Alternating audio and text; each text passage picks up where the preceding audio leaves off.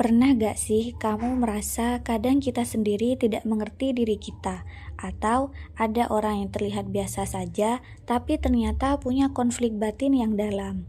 Nah, di dunia psikologi ada alat asesmen yang bisa membaca hal-hal tersembunyi itu tanpa kita sadari. Namanya tes proyektif. Di video ini, kita bakal kenalan dengan dua tes proyektif populer, yaitu EPPS dan SSCT. Yuk mulai. Assalamualaikum warahmatullahi wabarakatuh. Perkenalkan, nama saya Siti Nailatul Hafidah dengan NIM 23110300515. Di sini saya akan mengenalkan dan menjelaskan terkait tes proyektif dan dua macamnya, yaitu EPPS dan SSCT. Apa itu tes proyektif? Tes proyektif adalah salah satu jenis tes psikologi yang digunakan untuk memahami kepribadian seseorang secara lebih mendalam. Berbeda dengan tes biasa yang memiliki pertanyaan jelas dan jawaban terstruktur, tes ini justru menggunakan stimulus atau rangsangan yang sengaja dibuat samar atau ambigu. Seperti gambar yang tidak jelas bentuknya, bercak tinta, potongan kalimat atau kata, dan ilustrasi tanpa konteks. Karena bentuknya tidak pasti, setiap orang bisa menafsirkannya secara berbeda-beda.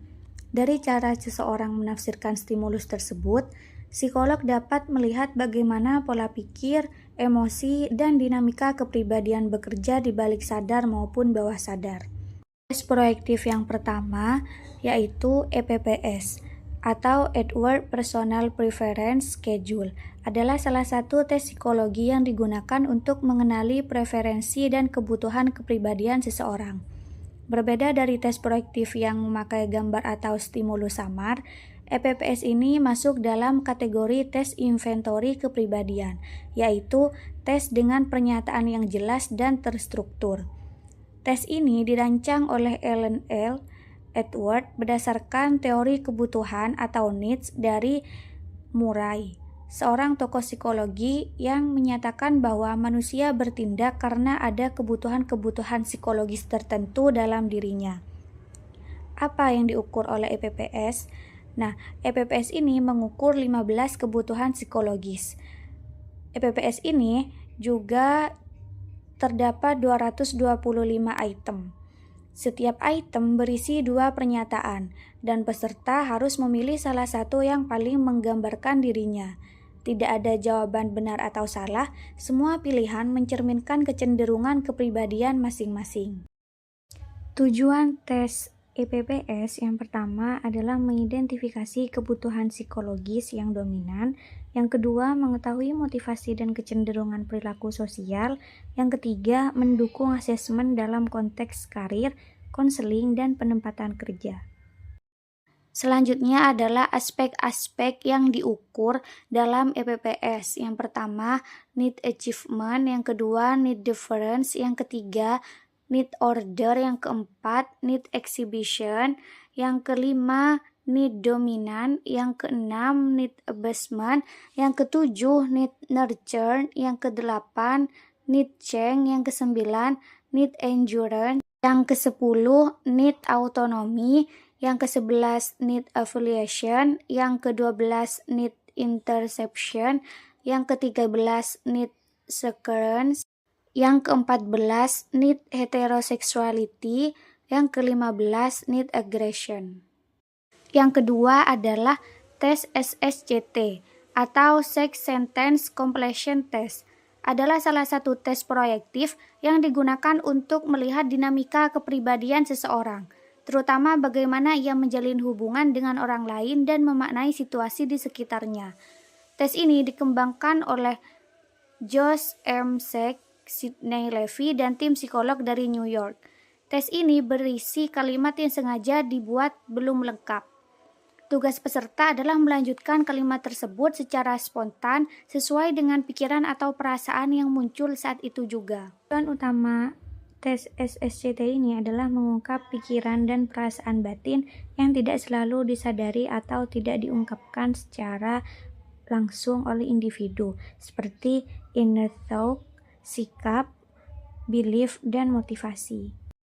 Aspek yang diukur dalam tes SSCT yang pertama, sikap terhadap ayah dan ibu, lalu sikap terhadap keluarga, kemudian sikap terhadap otoritas atau nilai dan moral, kemudian hubungan sosial, konsep diri, pandangan masa depan, konflik internal dan ketakutan. Yang terakhir adalah sikap terhadap lawan jenis. Selanjutnya adalah etika penggunaan tes psikologi. Yang pertama, informed consent. Peserta harus diberikan informasi yang jelas dan lengkap tentang tujuan penggunaan tes, jenis tes yang akan dilakukan, dan konsekuensi dari hasil tes. Mereka juga harus memberikan kesempatan untuk memberikan persetujuan secara tertulis. Yang kedua, kerahasiaan. Hasil tes psikologi harus dijaga kerahasiaannya dan hanya boleh diakses oleh orang-orang yang berwenang. Yang ketiga, non-diskriminasi. Tes psikologi tidak boleh digunakan untuk mendiskriminasi peserta seperti agama, gender, atau latar belakang lainnya. Yang keempat, validitas dan reliabilitas. Tes psikologi yang digunakan harus memiliki validitas dan reliabilitas yang tinggi. Artinya, tes tersebut harus mengukur apa yang seharusnya diukur dan memberikan hasil yang konsisten. Yang kelima, interpretasi yang kompeten. Hasil tes psikologi harus diinterpretasikan oleh orang yang memiliki kompetensi yang memadai, seperti psikolog yang sudah bersertifikasi. Selanjutnya yang terakhir adalah tujuan yang jelas. Penggunaan tes psikologi harus memiliki tujuan yang jelas dan relevan dengan pekerjaan. Setelah mempelajari EPPS dan SSCT, saya menyadari bahwa memahami kepribadian seseorang tidak cukup hanya dari apa yang terlihat secara kasat mata. Tes ini membantu mengungkap bagian diri yang tidak selalu disadari individu, kebutuhan dan dorongan batin yang tersembunyi, dan cara seseorang mengekspresikan konflik internal secara simbolik.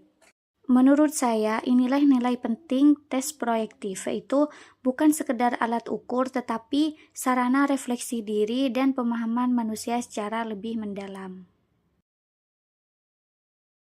Sekian dari saya. Wassalamualaikum warahmatullahi wabarakatuh.